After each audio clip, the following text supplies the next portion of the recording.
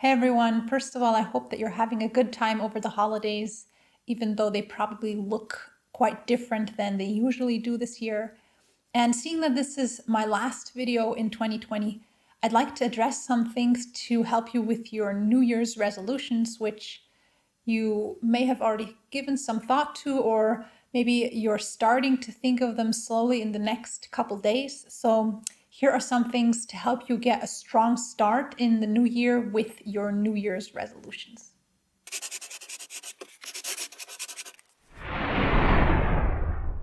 It's that time of the year again, the time for New Year's resolutions. When an old year says goodbye and a new year announces itself, we get into a space of mind that includes a bigger frame of time. We look further back and also further ahead. We look back at what went well and what we can celebrate, and also at potential for further growth. And we look into the future, envisioning what we'd like it to be like. By the way, the top most common New Year's resolutions are to exercise more, to save money, and to eat healthier. The FreshStart effect. Research has found that we're more likely to think about our life, about our habits, about if we are acting the way we'd like to be acting on days that signify a fresh start for us. This could be a Monday, it could be the first day of a month, it can be January 1st, it can be a birthday, a holiday, any day that signifies the beginning of something new. Not only do we think about our life more on these days, we're also more likely to be motivated to change something, and we're more likely to actually make a change on these days.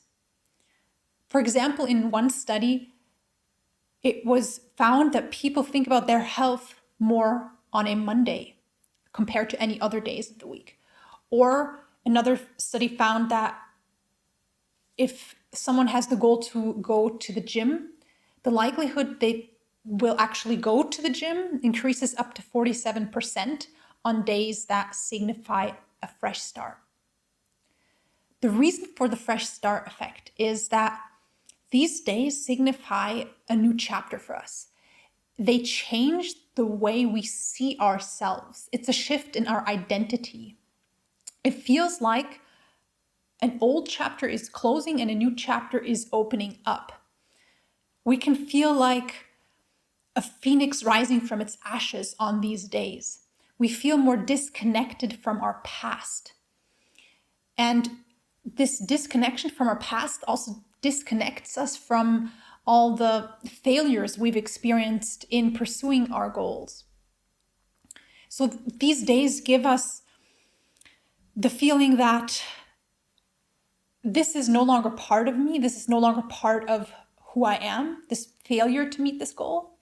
And the new me, the me 2.0, is someone who is capable, motivated, and empowered to stick to this goal. One reason we often don't manage to be consistent in our habits is that we experience a setback, which obviously is part of change. And then we fall into the mental trap of thinking, oh, well, I didn't really stick to this goal yesterday. What's the big difference if I do it today or not? So we get into this cycle of giving up on our new habit because we failed to stick to it once. And then this idea that we are not someone who sticks to this habit becomes part of our identity again. And that's what a fresh start effect helps break up. A fresh start effect gives us a feeling of being a new person, of a new identity, of someone who can make that change, who can turn their life around, who can stick to this habit that we really hope or wish we could have in our life. And I'd argue that there are some things we can do to make the fresh start effect even stronger and more effective. And I'd like to look at 3 things we can do to boost this fresh start effect now. strengthen the narrative of the new me. So one thing you can do to boost the fresh start effect is to strengthen the narrative around the new me, to strengthen this sense of new identity that the fresh start gives, to validate this new identity again and again, and to tell yourself that the new me is somebody who's going to be able to stick to this commitment. The new me is someone who finds this important, who prioritizes this habit, and who finds ways to keep this habit in their day-to-day life. It's a way of wiping the slate clean, of disidentifying yourself with the past self that had difficulties with this, and of saying the new me is going to be someone who doesn't have those struggles anymore and is very capable of sticking to this habit. You can also strengthen the narrative around the new year. One study found that people who reflected on the importance of the new year made this feel even more like a fresh start, and that increased their involvement with their goals. Anticipate challenges. So obviously a new start works best, not only if we feel like we're a different person, but if our new sense of identity, if our feeling of having started a new chapter in our life goes along with our new self actually being different. If we can equip our new self with strategies that our old self didn't have, so that we don't only feel more disconnected from those failures, but we actually are more disconnected from past setbacks and challenges and struggles because we've developed new strategies, new ways of handling setbacks and challenges that increase the likelihood we'll be sticking to our habit and goal.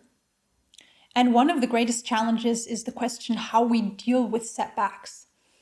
So that's why I'd like to recommend this next strategy for boosting the fresh start effect, and that is be kind with yourself.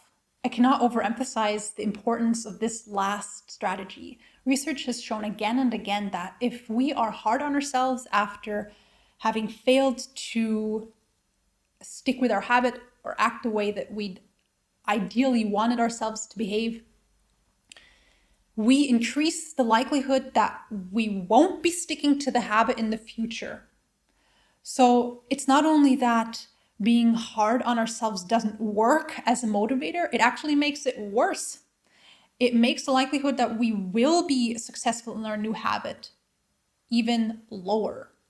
And like I said, many studies have shown this. One study, for example, looked at this in connection to eating unhealthy foods. And the participants in this studies were given a donut to eat, and they were asked to eat the donut really quickly and drink a big glass of water after that also quickly, and simultaneously watch TV. The people thought that the study was about eating and watching TV at the same time, but that was just an excuse for the actual purpose of the study, which was to look at the effect of being either critical and hard with ourselves after having done something that doesn't quite feel right, or reacting with self-forgiveness and self-compassion. And after these people had quickly eaten that donut, drinking the water, the researchers gave half of the people a message of self-forgiveness and self-compassion. And they had to formulate it in a way that wasn't too obvious. And I'd like to read this message to you now. So the researchers said, "You might wonder why we picked donuts to use in this study. It's because people sometimes eat unhealthy sweet foods while watching TV. We thought it would be more like the real world to have people eat a dessert or junk food. But several people have told me that they feel bad about eating donuts in the study. So I hope you won't be hard on yourself. Everyone eats unhealthy sometimes, and everyone in this study eats this stuff. So I don't think there's any reason for you to feel really bad about it. This little amount of food doesn't really matter anyway. And after having received that message, the people of the study were given the opportunity to eat more candy under some pretext. And what the researchers found is that the people who had received the message of self-forgiveness and self-compassion ate only half of the amount of the candy that the other half of the participants ate. So the group that was already feeling bad on themselves ate more candy to comfort themselves about feeling bad about the donut. And this is exactly what this kind of self-criticism and being very hard with ourselves does. It creates further stress and mental tension, and then we seek comfort in things to release that tension. And usually the things that we seek comfort in are exactly the things that we actually don't want to be doing. So yeah, it just doesn't work to try to be that critical and hard with ourselves. And what really does work is being self-forgiving and self-compassionate, to realize that setbacks are part of change and to just let them slide by without making a big deal about it. Of course, it's important to hold ourselves accountable, but beating ourselves up doesn't have any positive effect whatsoever. So those were my 3 ideas of what you can do to boost the fresh start effect. Of course, the fresh start effect wears off after some time, but if you've managed to make the new behavior into a habit after some time, when the fresh start effect wears off, you won't be needing it anymore because the new behavior has become a habit, and then it's anyways easier to stick with it. Thanks for watching. If you want to see more content like this, remember to subscribe. I also have another video from last year about New Year's resolutions. So if you want to think more on that topic, check that video out. I'll link it up here. It's about formulating action-oriented goals. I wish you all the best for your New Year's resolutions and that you can soon reap the fruits of your new behaviors and new habits. Remember, it's really only the beginning that's tough, because once you've made it into a habit, it becomes easier. And once you've done it for a while, it's also likely that you'll start feeling the positive effects of that new habit, right? If you start exercising, you won't feel stronger right after that first exercise. You'll feel your body getting stronger over the course of days and weeks. And once you get that positive feedback, that's another thing that makes it easier to stick with a habit, because it also starts feeling good. As always, it's helpful if you leave a like and a comment beneath this video. And yeah, all the best for the new year. Have a great start into it. And I'll see you again in the first week of January. Take care. Bye-bye.